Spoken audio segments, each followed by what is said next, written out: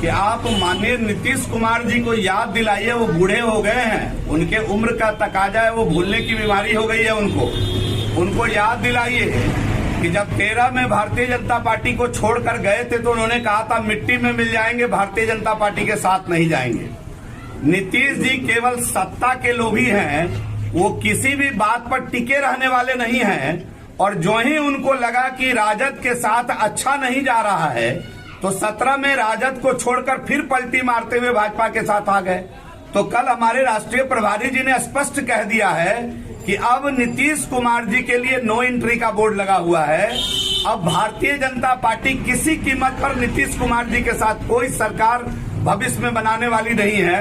और नीतीश जी जिसके साथ जाएंगे उनका डूबना तय है। हम तो आपसे और आपके चैनल से केवल ये आग्रह करेंगे कि उनको 13 की बात याद दिला दे कि उन्होंने कहा था कि मिट्टी में मिल जाएंगे लेकिन भाजपा के साथ नहीं जाएंगे।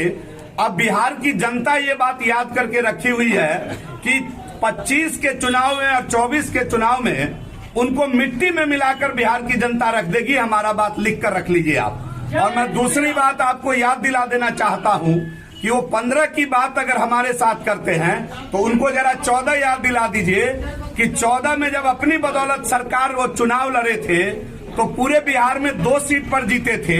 2 पर जमानत बची थी, और 36 में जमानत भी नहीं बचा पाए थे। जिस पार्टी का मुख्यमंत्री सत्ता में शासन कर रहा हो